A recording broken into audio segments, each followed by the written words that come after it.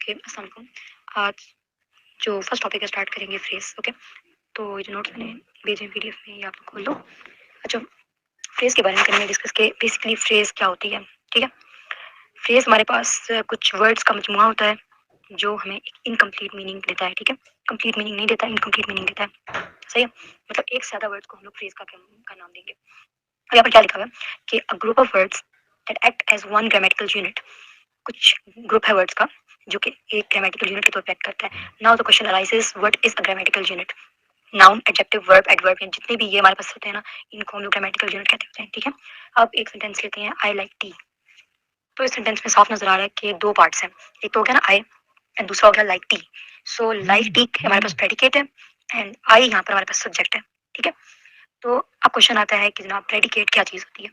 Predicate हमारे पास एक sentence का वो हिस्सा होता है जिसमें वर्ब प्रेजेंट होता है।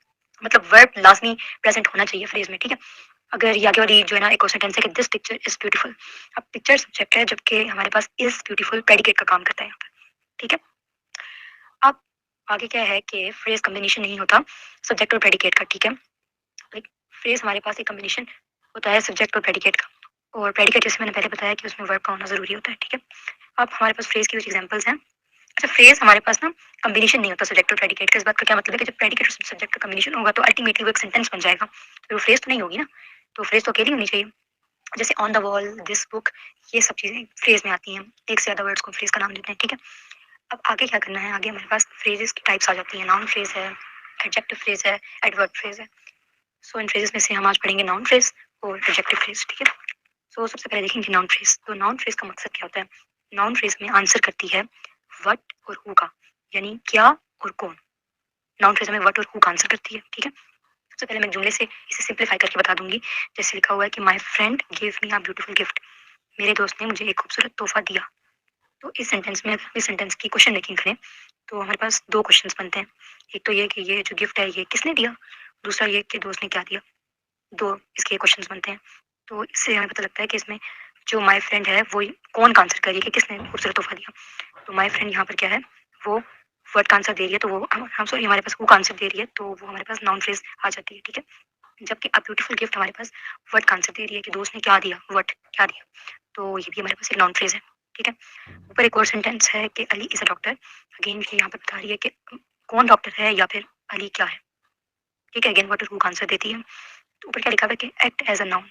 तो नाउन फ्रेज हमारे पास एक नाउन के तौर पर एक्ट करती है। ठीक है, अब नाउन फ्रेज में हम आगे बात करेंगे प्री मॉडिफायर्स की कि प्री मॉडिफायर क्या होते हैं हमारे पास। प्री मॉडिफायर बेसिकली किसी भी वर्ड के या तो आगे लगते हैं या तो उसके पीछे लगते हैं। ठीक है, अब होता ये कि अगर मतलब कोई भी मॉडिफायर होता है बेसिकली वो अगर हमारे पास वर्ड के आगे लगेगा तो हम उसको बोलेंगे पोस्ट मॉडिफायर, लेकिन अगर वो पीछे लगेगा तो हम उसको बोलेंगे प्री मॉडिफायर। जैसे यहाँ पे क्या है कि अ ब्रेव गर्ल। तो गर्ल इसमें हमारे पास सेंट्रल वर्ड यानी नाउन हेडिंग, ऑब्वियसली सारी बात गर्ल के बारे में हो रही है, तो नाउन हमारे पास जो है जो सेंट्रल वर्ड होगा वो गर्ल है। और सेंट्रल वर्ड से पीछे जब हमारे पास ब्रेव आता है यानी वो नाउन को मॉडिफाई कर रहा है, ये ब्रेव भी एज एन एडजेक्टिव इस्तेमाल होता है, तो ये हमारे पास यहाँ पर प्री मॉडिफायर होता है। ठीक है, अब फिर क्या लिखा हुआ है साइड में एक बॉक्स में कि मॉडिफायर्स हमारे पास अगर एडजेक्टिव है तो वो नाउन को मॉडिफाई करेगा, और अगर एडवर्ब है तो वो हमारे पास हर एक चीज को मॉडिफाई करेगा पर नाउन को मॉडिफाई नहीं करेगा। ठीक है, नाउन की मॉडिफिकेशन के लिए हम एडजेक्टिव का नाम यूज करते हैं, और हर एक चीज यानी एडजेक्टिव की मॉडिफिकेशन के लिए या फिर एडवर्ब की मॉडिफिकेशन एडवर्ब हम यूज करते हैं जो कि एडजेक्टिव या वर्ब की मॉडिफिकेशन के लिए यूज होता है। ठीक है, अब यहाँ पर एक मिसकंसेप्शन है कि हम ये समझते हैं कि जो एडवर्ब है वो सिर्फ और सिर्फ वर्ब को ही मॉडिफाई करेगा, तो ये बात गलत है, ऐसा नहीं होता। एडवर्ब हमारे पास वर्ब को भी करेगा मॉडिफाई और नाउन को भी करेगा मॉडिफाई। ठीक है, और एडजेक्टिव को भी मॉडिफाई करेगा, जबकि एडजेक्टिव हमारे पास सिर्फ और सिर्फ नाउन को मॉडिफाई करेगा, सॉरी एडवर्ब नाउन को नहीं करेगा। ठीक है, अच्छा, अब आगे हम लोग करते हैं बात पोस्ट मॉडिफायर की। प्री मॉडिफायर की हमने बात कर ली, अब ब्रेव गर्ल, ब्रेव जो है गर्ल के बारे में बता रहे हैं। पोस्ट मॉडिफायर की अब बात करेंगे कि इसमें क्या होता है, नाउन प्लस पोस्ट मॉडिफायर। ठीक है, यानी इसमें क्या होगा कि नाउन के बाद मॉडिफायर लगता है, यानी नाउन के बाद कोई ऐसी बात होगी जो कि नाउन के बारे में, नाउन के इल्म के बारे में इजाफा करेगी नहीं। ठीक है, नाउन को मजीद मॉडिफाई मजीद एक्सप्लेन करेगी, तो वो पोस्ट मॉडिफायर है।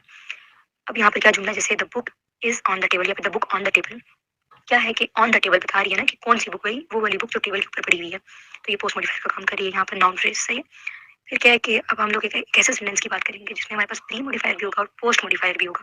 ठीक है, जैसे अब क्या जुमला है कि the blue book on the chair, कि ब्लू बुक यानी उन्होंने बता दिया कि हमें नीली किताब की बात कर रहे हैं, और फिर ये भी बता दिया कि ऑन द चेयर, यानी कि प्री मॉडिफायर भी लग गया और पोस्ट मॉडिफायर भी लग गया। बुक क्या है हमारे पास यहाँ पर सेंट्रल वर्ड नाउन, और ऑन द चेयर क्या कर रही है, वो इसको मॉडिफाई कर रही है, और ब्लू भी उसी बुक को ही मॉडिफाई कर रही है। या फिर अगर मैं बोलूँ the brave girls of class, तो इसमें यही है कि ठीक है बहादुर लड़कियाँ, पर कहाँ की, हमारी क्लास की लड़कियाँ, बट कौन सी लड़कियाँ, बहादुर लड़कियाँ। सो ये प्री और पोस्ट मॉडिफायर मिलकर उस सेंट्रल वर्ड के बारे में इन्फॉर्मेशन को इन्हांस कर रहे हैं। ठीक है, अब आगे कोड जुमला है कि the blue book which I bought last night. ठीक है, क्या कहते हैं कि the blue book which I bought last night was very interesting. तो अब क्या क्वेश्चन आ रहा है कि वट वॉज वेरी इंटरेस्टिंग। तो अब हमें क्या पता लगा कि ये हमारे पास एक नाउन फ्रेज है, बिकॉज ये वर्ड का आंसर कर रही है। ठीक है, बाकी ये है कि एक और सेंटेंस इन लोगों ने दिया हुआ है कि the intelligent boy standing on the ground, like कौन खड़ा हुआ है ग्राउंड पे। ठीक है, तो ये भी हमारे पास नाउन फ्रेज का आंसर देती है, ये भी। ठीक है, उसके अलावा यहाँ पर ऊपर लिखा हुआ है कि noun phrase has a clause in it always answers what.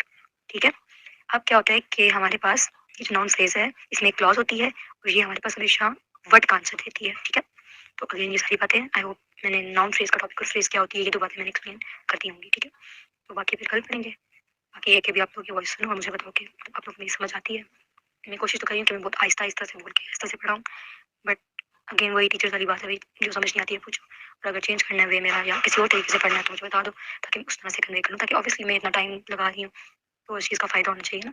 फिर इंग्लिश में सबके 18 आउट ऑफ 18 आने चाहिए, ये सीन है। ओके, सो अल्लाह हाफ़िज़, टेक केयर।